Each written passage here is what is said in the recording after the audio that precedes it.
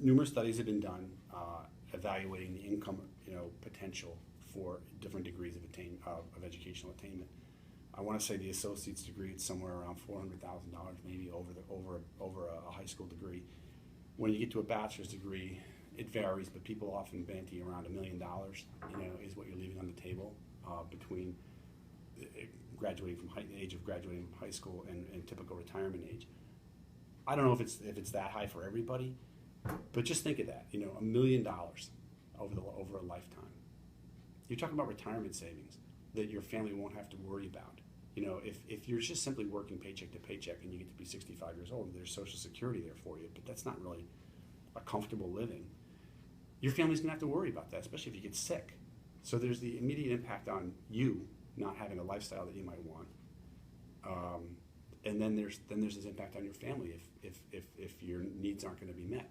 Put $1 million extra $1 million into the equation, and what happens? Because education is so related to labor stability, if we're talking about in terms of race, if you are placed into a subordinate group historically in terms of race, then you have had less opportunity to get into contact with certain things.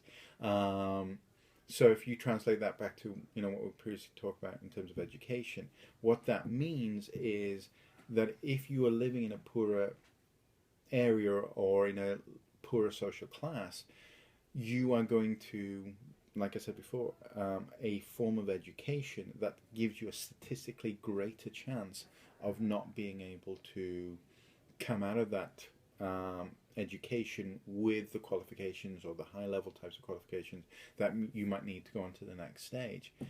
To be considered is the unemployment. The likelihood of long-term unemployment diminishes by, it's about 3%, 2.5 to 3% less likely to have long-term unemployment if you have a bachelor's degree. And that's significant because the longer, of course, someone goes unemployed, it affects lots of things, housing, other people's family situations and so forth. So there's two sides to that. So employers might take a look at a partial college transcript, but generally speaking, if you don't have the degree they're looking for, the door's closed. If they're willing to look at you without a college degree, it's probably because of your work experience, and they'll be like, okay, I can hire you, but I won't necessarily be able to promote you. That if you have a bachelor's degree, you have a 2% chance of suffering from poverty. If you have no formal educational qualifications, it's between 20 to 25% chance of living in poverty. To translate that into the economic setting, what it basically means is that if you do not have the formal educational qualifications, you enter into service employment potentially, or probably. But that service employment is in things like, fast food or some kind of food service industries or anything along those lines. Basically, work that is not necessarily going to pay you anything beyond a poverty line wage. So that therefore you find this position where people who are working those types of jobs are working 2 or 3 types of those jobs in order to try and make ends meet, to try and have a living wage. It's more service-oriented jobs,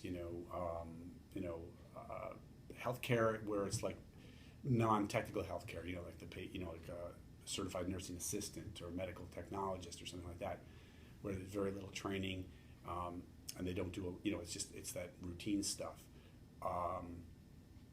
Administrative assistance or call center type work, stuff that's just not personally very fulfilling, very routine,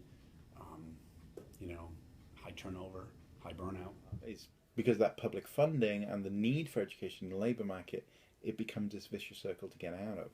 So again, statistically speaking, we still have, this common dynamic in this country where African Americans have almost twice the unemployment rate. African American males have almost twice the unemployment rate of white males. That their median weekly wages are over $200 less. So we like to think that it's that ripple effect. Every one person who gets a college degree, it's not just impacting their life. They won't be a burden to anybody else. and they will encourage other people to do the same. And the more, the greater the support structure becomes, the greater the expectation becomes to go. The economic benefit of attaining college still far outweighs the cost. $1 million over a lifetime versus what? $50,000 to $100,000 for a degree. Yeah, it's worth it. It's worth it for a lot of people. Not necessarily everybody, but for a whole lot of people.